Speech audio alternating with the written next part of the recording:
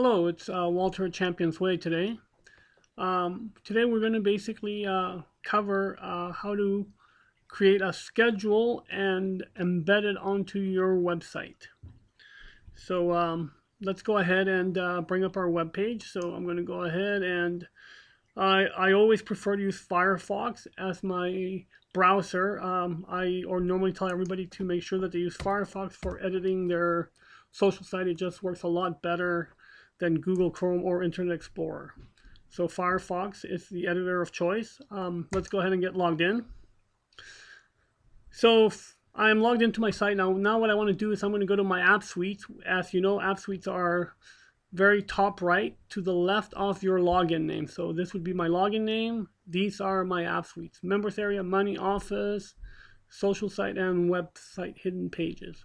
So if I go to Office App Suite, this is where my calendar exists. So if I click on calendar, it's going to basically bring me to the actual calendar and show me the classes available. Now, in order to add classes to your calendar, all you got to do is click on New Event.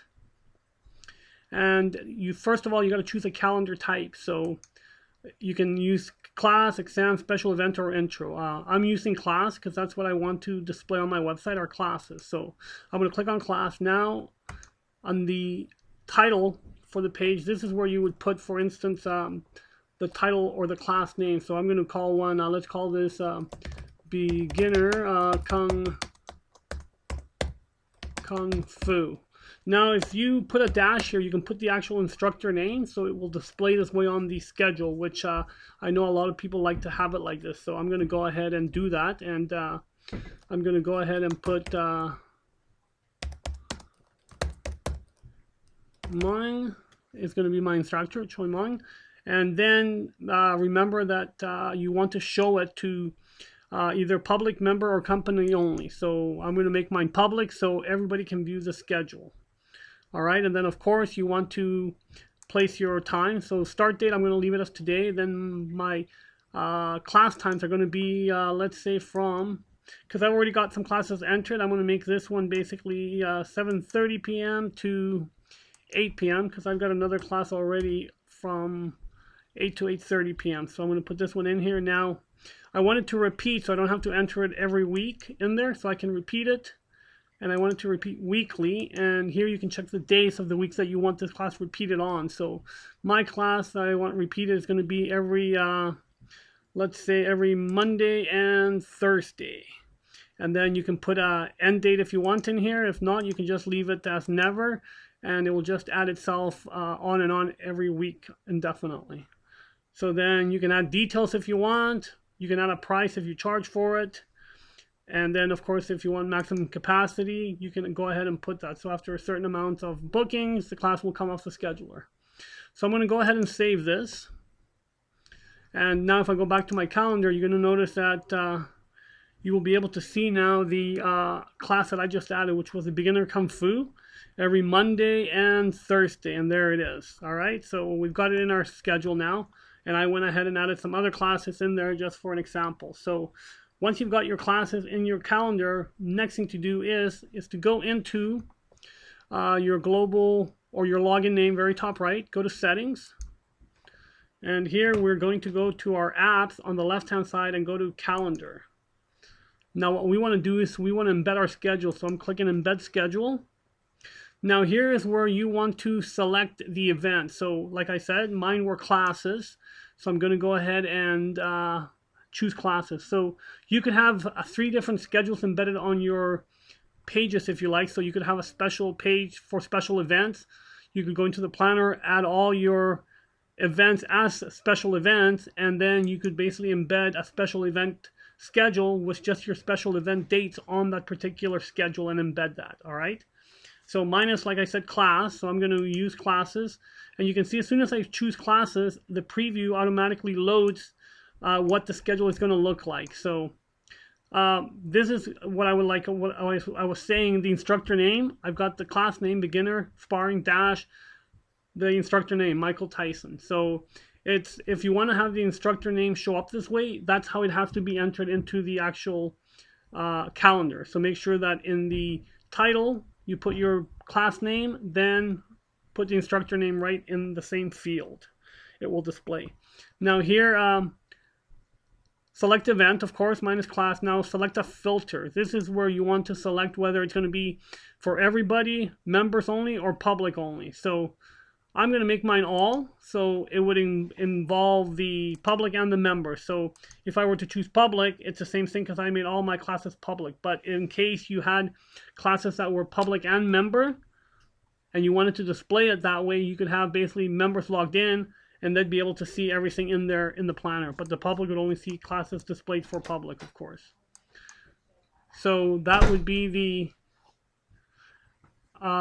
embedding of the schedule. So then what I'm going to do is, once you've got your widths, you can preset the widths to whatever you want. So mine's going to go in my sidebar. So I'm going to make mine width 250 by 350. Actually, I'm going to make my height a little bit bigger so there's less scrolling needed. I'm going to make it 450. Now, you can choose a color theme if you want. So if you wanted to change the color of that, you can change it to any color theme here, or you could go into the themes yourself and add a color. So if you were to go into themes, you could come in here and add your own different color scheme that you would like. So from here you could just go new.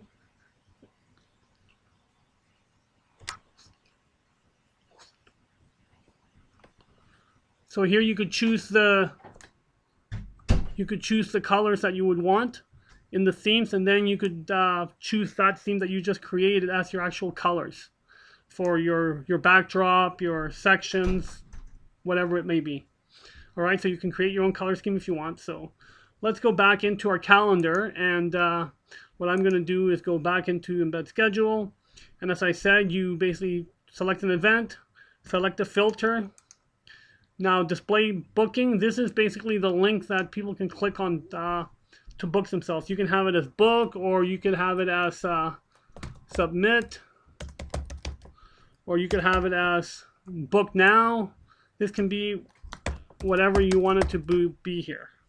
All right, so I'm going to go ahead and choose my classes again. I'm going to leave the filter to all. Mine is going to be book now, so you can see right there at the end it says book now. So this is editable. You can change that to whatever you want. Now my color scheme, I'm going to change it to nightshade because it matches my theme that I have going. And then once you've got everything in place here that you want, the width and the height as well, I'm going to change mine like I said. I'm going to make my width actually 280 pixels because I'm in the sidebar. And okay, and there it is. So once you've generated that, all you want to do is copy your iframe that it generates from here. So go ahead, right click on it and copy it. Now what I'm going to do is I'm going to go into my app suites, and I'm going to go to the actual social site because I want to embed my schedule into the contact us page. So actually, let's embed it on the home page. So in the home page, I'm going to go in and I want to embed it right below school news. So I'm going to go ahead and click on edit. And I'm going to scroll down to the area that I need. So I'm going to put my cursor after the last line there, and I'm going to hold my shift key down and go ahead and enter it. Now here I'm going to put our schedule. So now I want this text to match my school news text. So what I'm going to do is I'm going to highlight my text, and I'm going to change my P tag here to an H2, heading 2, because I know that's a heading 2. Now just be aware that this particular heading here, if I highlight this, you'll notice that it changes to H1 tag. This is basically H1 tag should be the title of the page. That should be the only place an H1 tag goes. You should not have H1 tags on over here or in here or anywhere else. This should be the only H1 tag on the page. Google rankings basically does not like H1 tags used all over the place. They will penalize you for it. So just make sure that you have one H1 tag and that belongs here. So if you wanted to find out what this is, it's just highlighted and you will see here change to H2. So you know that once I highlight this, I can change this to H2. All right, so that's how you can tell what something is. So if I highlight this here, for instance, Dear Families, you'll see that it's an H3 heading. So if I do the text below that, you'll see that this will be now just a straight out P tag. There it is. All right, so that's how you can tell what something is, by just highlighting it, and it will show you what it is. So that way you can just copy it. All right, so that's what I did. I wrote my text in here, then I highlighted it, and then I just changed it over to the heading that I wanted. So you can see I just changed it to heading 3. It changed my font size and the color of it. So I'm going to highlight it again and go back to H2. And now it's the same as school news. So I want to keep everything the same. So now what I'm going to do is, seeing that I have that, I'm going to enter my page one more. But now remember to remove your H2 tag to a straightforward normal, which is your P tag.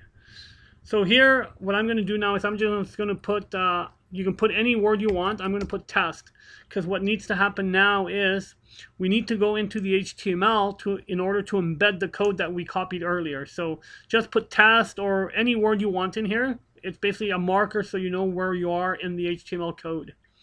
So at the bottom right, bottom left, you should have the sign HTML preview. Click on HTML. And now you can see that everything is labeled very nicely here. You can see start of banner HTML.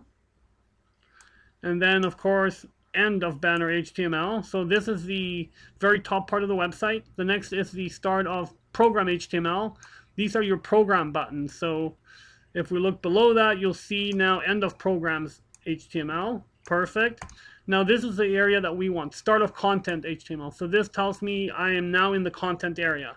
So if you look below here, you'll see that the welcome to My Kicks Martial Arts. You see that it's the H1 designation as we were talking about earlier. And that's the only H1 tag in here. So if you look further down, you'll see the school news, which is an H2 designation. So right below that, you see our schedule, H2. And here you can see my word that I put as a marker, test. So if you highlight that word you put in there, make sure it's all highlighted. Then right over top of it, just right click and paste your code that we got.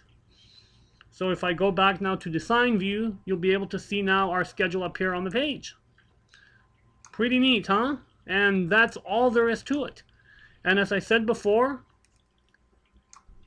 you can basically create schedules for special events, intros, and you can embed those schedules on their appropriate pages. So for instance, there's my schedule now embedded on the page. If I had a page here for special events, I could go into my calendar, create all my special event dates. Then I could embed that special event calendar in my special event page. So very nice. And with the book now, people can click on that and book themselves online to that particular class. I hope you enjoyed it, and thank you for watching.